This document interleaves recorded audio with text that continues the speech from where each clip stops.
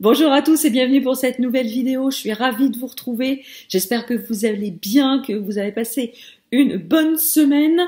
Je vous retrouve donc aujourd'hui, comme vous l'avez vu dans le titre, pour un book haul. Sauf... Je me rappelle plus quand est-ce que j'en avais fait la dernière fois. Le temps passe tellement vite quand on est en bonne compagnie, n'est-ce pas? Je vais donc vous présenter les services presse que j'ai reçus, mes derniers emprunts bibliothèque et ce que je me suis procuré en numérique, à la fois en acquisition perso et en service presse numérique aussi. Voilà. Donc, je vous propose de... Oh, cette coiffure, c'est vraiment ridicule. Excusez-moi, j'ai un peu pris la pluie tout à l'heure, donc je ne ressemble à rien. Je suis allée faire mes courses. Vous allez être ravis de le savoir, mais je suis allée faire mes courses, et quand je suis ressortie du magasin, il flottait à mort. Voilà, donc j'ai pris une petite douche, et du coup, mes cheveux ne ressemblent à rien, si ce n'est à un poulpe mort. Voilà. Donc... je vais vous présenter donc les services presse que j'ai reçus récemment. J'ai reçu Skiatook Lake de Hervé Jubert et Benoît Sévrac aux éditions Le Passage dans la collection Polar. J'allais dire collection noire, mais non, pas du tout. Alors, c'est un roman qui est lu. Vous aurez mon avis en bilan lecture, dans un bilan lecture qui arrivera très prochainement... semaine prochaine ou dans 15 jours, mais pour ceux qui ont suivi le live de Séverine de vendredi dernier, le live participatif numéro 24, si ma mémoire est bonne, je vous en ai parlé. Alors, on se situe en Oklahoma, dans une... on va pas dire une réserve, mais ouais. Sur un territoire indien, sur le territoire des Osages, on retrouve le corps d'une jeune femme, Christine,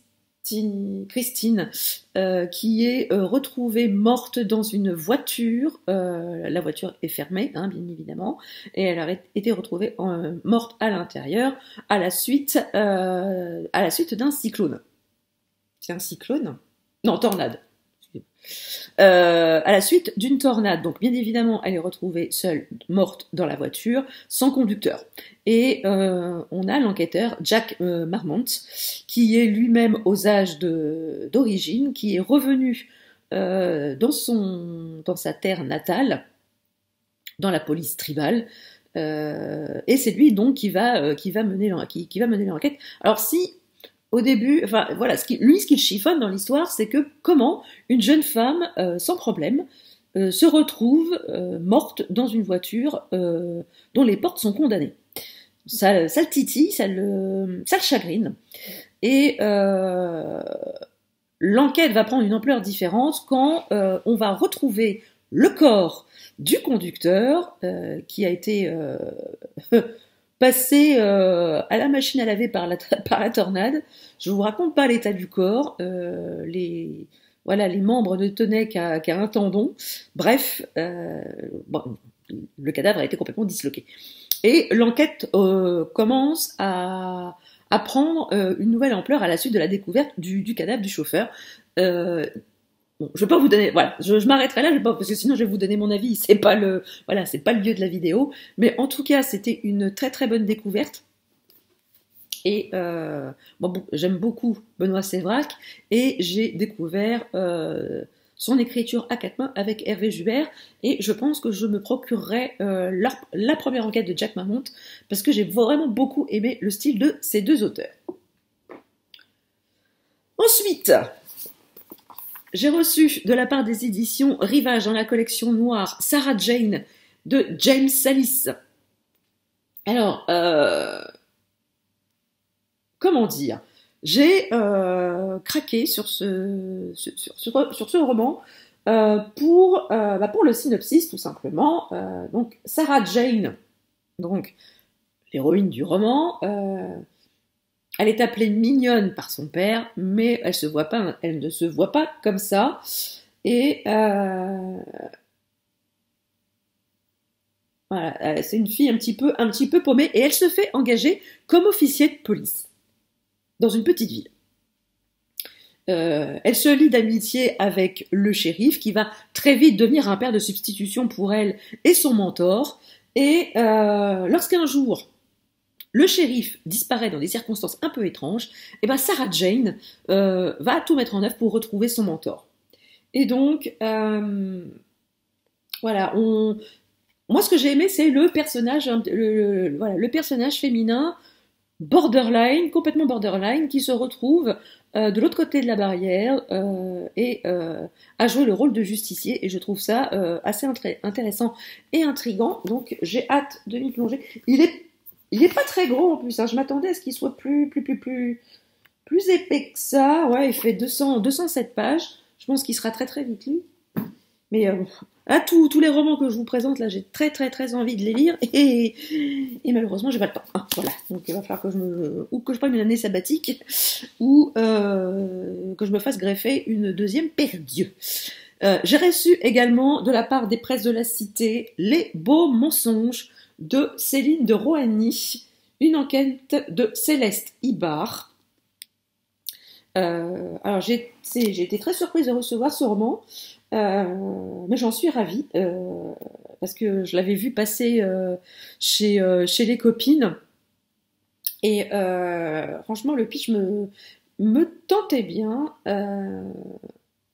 Donc apparemment on fait la connaissance de Céleste Ibard qui est officier de police. Elle a dû quitter Paris et la BRI à la suite d'une agression d'une extrême violence. Elle est nommée donc capitaine de police à la PJ de Nantes, où elle se sent aussi bien accueillie qu'un cheveu sur la soupe. Et on l'envoie constater le suicide d'une riche industrielle. Mais, parce que sinon ce serait pas marrant, il apparaît que le suicide n'est peut-être pas... voilà, cache quand même une affaire un peu plus trouble. Et du coup, on va voir l'enquête de Céleste Ibard. Donc Céline de Rohany est docteure en droit international. Je trouvais ça très intéressant parce que je pense qu'on va apprendre énormément de choses. Ça va être je pense que ça va être hyper intéressant. Et elle réside maintenant en Australie. Et elle a créé le personnage de Céleste Ibard. Voilà, j'aime beaucoup. Alors, il est arrivé dans une enveloppe complètement noire. J'ai trouvé ça très chouette comme concept. Et j'ai très hâte de découvrir cette nouvelle enquêtrice. Ensuite, de la part d'Albin Michel Imaginaire, j'ai reçu Ouijigo d'Estelle Faye. Alors, Estelle Faye, je vous en ai parlé lors de mon dernier bilan lecture, où je vous parlais du recueil de nouvelles qui était disponible gratuitement sur toutes les bonnes plateformes d'Estelle Faye. Je vous disais que c'était un excellent moyen de découvrir un peu le style de l'autrice. Et ici, c'est son dernier roman. Je viens tout juste de le terminer. Vous aurez donc mon avis complet dans le prochain point lecture, en même temps que Skiatuk Lake. Tout ce que je peux vous dire, c'est que Estelle Faye nous propose un voyage à Terre-Neuve, en pleine tempête. Il y a de l'horreur, il y a de la peur, il y a de la mort. Et est-ce qu'on peut revenir sur le travail graphique de Aurélien Polis sur cette magnifique illustration de couverture. Voilà, je vous en dirai pas plus sur ce roman, mais voilà, il est lu. il est lu et vous aurez mon avis assez prochainement. Voilà, parce que sinon, si je me connais, je vais vous faire le bilan lecture en même temps que le book haul. Alors voilà, c'est la sortie phare de cet automne, c'est les Maîtres enlumineurs, le tome 2, Le retour du hiérophante de Robert Jackson Bennett, également aux éditions Albin Michel Imaginaire. C'est ma lecture en cours. Je ne vous en dirai pas plus, sauf que, mais oh là là là là, mais qu'est-ce qu'il nous fait là, Robert Jackson Bennett? Mon Dieu, mais qu'est-ce qu'il nous fait là? Quel univers, quel système de magie là. Tout ce que je peux vous dire, c'est qu'on en apprend un petit peu plus sur le système de magie dans Luminure. C'est passionnant. Et moi, ce qui m'a fait hyper kiffer, c'est cette couverture qui est signée Didier Graffé, absolument sublime. J'adorerais, je crois que mon rêve ultime, ce serait d'avoir cette couverture en affiche, que je puisse encadrer et afficher quelque part, ou chez moi, ou dans mon bureau, tellement je trouve cette illustration absolument sublime. Et voilà, on retrouve tous les personnages du premier tome, et je me régale, sincèrement, et je fais durer ce roman parce que j'ai pas du tout envie de quitter l'univers et les personnages, et je vous en reparlerai très vite. Je suis en train de faire une pile de livres à côté de moi. Tout à l'heure, ça va se casser la figure, peut-être en direct. Sinon, alors, le dernier service presse que j'ai reçu hier, il s'agit de l'énigmatique Madame Dixon d'Alexandra Andrews, publié aux éditions Les Escales. Ce sont les épreuves non corrigées. C'est un roman qui sort le 7 octobre. Alors, pourquoi il m'a titillé ce roman-là? C'est tout simplement, voilà, Florence Darrow veut être écrivaine, ou plutôt, elle sera écrivaine. Peu importe comment, elle le sera. Et elle a un peu de mal à trouver sa place dans le monde de l'édition. Et quand on lui propose de devenir l'assistante de Madame Dixon, qui est une autrice absolument connue et reconnue, elle accepte avec beaucoup de plaisir, évidemment. Elle saute évidemment sur l'occasion. Sauf que Madame Dixon refuse toute publicité, elle ne veut pas se montrer en public, et elle protège jalousement son identité. Leur collaboration se déroule à merveille jusqu'au jour où Madame Dixon disparaît et que Florence se retrouve dans un lit d'hôpital à la suite... non, c'est même pas que Madame Dixon disparaît. Oui, Madame Dixon a disparu. Et Florence se réveille après un accident de voiture à l'hôpital dont elle n'a aucun souvenir. Que s'est-il passé? Où? Quand? Pourquoi? Comment? Et donc ici, on se retrouve dans un roman thriller. Voilà, vous avez vu le thriller avec mon accent de balle. Un thriller noir, psychologique, à la Patricia Highsmith. Alors, Patricia Highsmith est quand même une autrice connue et aussi reconnue dans le monde du polar. Son plus grand succès a été Le talentueux Monsieur Ripley, que j'ai lu quand j'étais beaucoup plus jeune.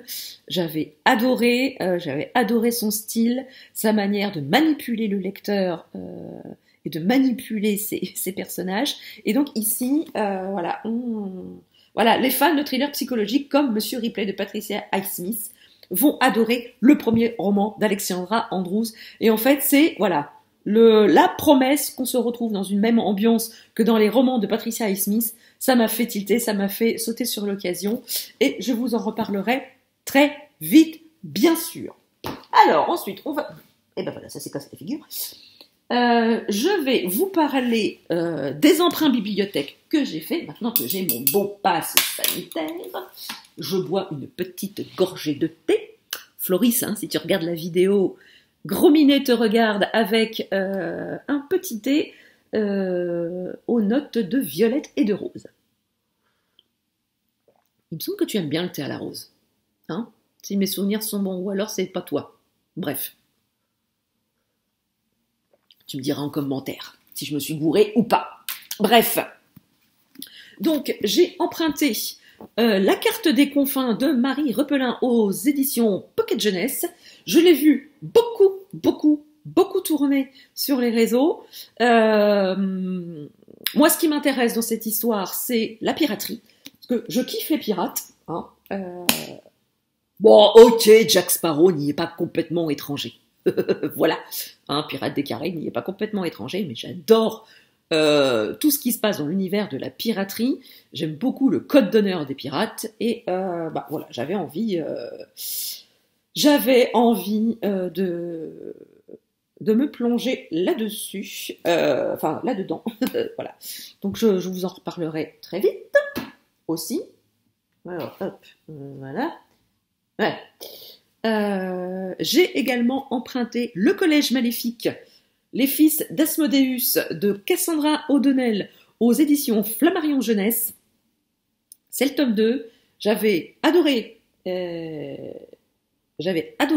le tome 1. Alors c'est très jeunesse, hein. C'est un peu plus jeunesse que La Légende des Quatre, je trouve. Mais bon, vous savez que La Légende des Quatre a été un vrai coup de cœur. Donc j'ai vraiment hâte de me replonger là-dedans. J'avais beaucoup aimé le tome 1. Ça se lit, voilà, c'est du jeunesse, hein, ça se lit très vite. Vous voyez, hein, c'est écrit assez gros. Ça va se dévorer tout seul. Et puis, la semaine dernière, quand je suis allée reporter un magazine, je me suis dit, tiens, si j'allais faire un tour en manga, et bien m'en a pris. Bien m'en a pris, car j'ai trouvé le tome 8 de Reine d'Égypte de Kie Inudo aux éditions Kiyun dans la collection Kizuna.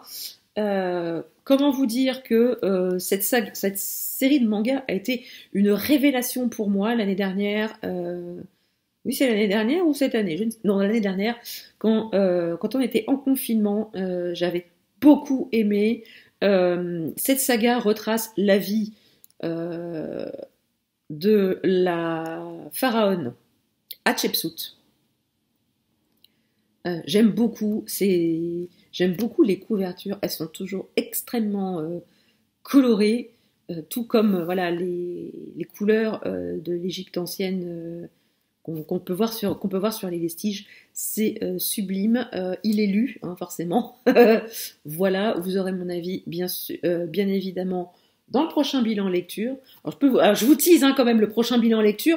Donc ceux qui veulent pas voir de manga Wijigo ou les mettre en luminaire ou Sketchbook Lake, passez votre chemin. Mais en tout cas, voilà, je suis en train de vous dire tout ce qu'il y aura dans le prochain bilan lecture. Ah là là là là, la reine du teasing, c'est moi. Bref, j'ai adoré. Voilà, il est lu, j'ai adoré. Enfin bref, voilà, c'est vraiment le tout dernier sorti. Je crois qu'il est sorti en début d'année. Mais en tout cas, c'est vraiment une excellente saga de manga. Je vous la conseille vraiment. Si vous aimez, l'Égypte, c'est un, je crois que c'est un shonen. Je crois que c'est un shonen.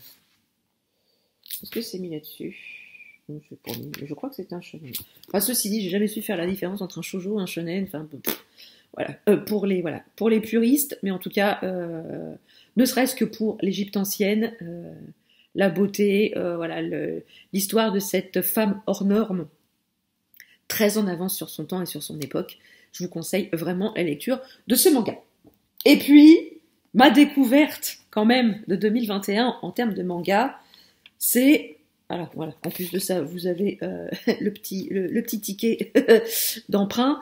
Il s'agit de The Promised Neverland de Keiyu Shirai et Posuka Demizu aux éditions Kazé. Là par contre, c'est un shonen, c'est écrit dessus, comme c'est le port-salut. Donc j'ai emprunté le 16, le 17, le 18, le 19 et le tome 20. Donc ce qui veut dire que une fois que j'aurai terminé tout ça, j'aurai terminé la saga. Voilà. Et voilà, ça a vraiment été une révélation, cette saga. J'ai surkiffé. Je pensais pas aimer autant. C'est très très très addictif. Quand vous commencez, vous pouvez plus vous arrêter. Et je peux vous dire que j'avais été ravie d'avoir emprunté les 15 premiers tomes d'affilée. Voilà. Et là, j'ai réussi à avoir la fin. La suite et la fin. Je vous raconte pas, je faisais des sauts de cabri dans la bibliothèque. Bref, voilà, je suis plus à une situation gênante ou honteuse à la bibliothèque de plus ou de moins. Hein, depuis le temps, les bibliothécaires ont l'habitude. Voilà, donc je vous en reparlerai très vite. Là, j'ai déjà lu le 16 et le 17, donc j'ai hâte de recommencer et de me replonger dans la suite. Et enfin, Pour ce qui est des aspects numériques, voilà, je vais vous les montrer comme ça. Je me suis procuré Meurtre et pépites de chocolat qui est de Johanna Fluke aux éditions du Cherche Midi, et j'ai réussi à me procurer les 4 premiers tomes. Donc vous avez Meurtre et pépites de chocolat, Meurtre et Charlotte aux fraises, Meurtre et tarte au citron meringuée et Meurtre et muffins aux myrtilles. Eh ben des dents avec ça, hein, on va kiffer les desserts. Et apparemment, d'après ce que j'ai compris, ce sont des cozy mystery, et il y a aussi des petites recettes de cuisine. Donc, quand on peut allier l'utile à l'agréable, moi je dis, voilà, autant y aller. J'ai eu en service presse, grâce à Ned Gallet, Gagner n'est pas joué, le nouveau Harlan Coben aux éditions Belfond. Ne me demandez pas le résumé, j'ai sauté dessus parce que c'était Harlan Coben, hein, tout simplement. Vous avez ici Les Voix de Brume, épisode 5, d'Hélène Bess, aux éditions Inceptio, la petite gourmandise du vendredi, n'est-ce pas Ophélie? Voilà, je vais poursuivre donc la lecture de cette série en épisodes, un épisode toutes les semaines, tous les vendredis. Voilà, on commence quand même un petit peu à rentrer dans le vif du sujet, et autant vous dire que c'est hyper prenant. J'ai aussi eu, grâce à Ned Gallet, L'enfant dormira bientôt de François-Xavier Dillard aux éditions Plomb. C'est pareil, je ne me rappelle absolument plus le résumé parce que j'ai sauté dessus parce que c'était François-Xavier Dillard. J'aime beaucoup ce qu'il fait. C'est vraiment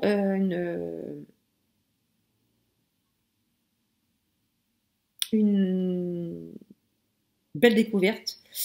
J'ai lu tous ses romans et j'ai jamais été déçue. Voilà, excusez-moi, j'ai bugué. J'ai également reçu Green.com de Béatrice Hammer aux éditions d'Avalon. J'ai répondu à un appel à candidature où il recherchait des chroniqueurs pour lire ce roman. J'ai candidaté, j'ai été retenue, j'en suis ravie. Je sais pas du tout de quoi ça parle. Je pense que c'est en rapport avec l'écologie. Je me suis dit pourquoi pas, et bon, de toute façon vous me connaissez maintenant, hein.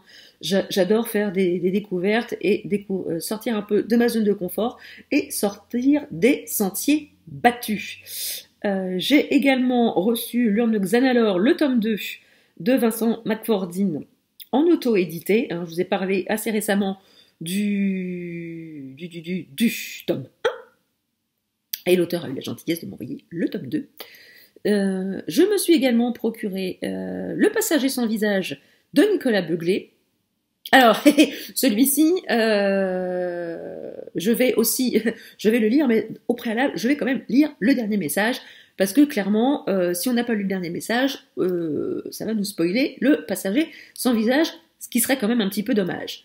Et j'ai également eu en service presse sur Ned Gallet également La saignée de Cédric Cyr aux éditions Fayard. C'est Cédric Cyr. J'adore cet auteur. Dois-je encore rappeler dans cette vidéo que l'auteur a dormi chez moi une nuit?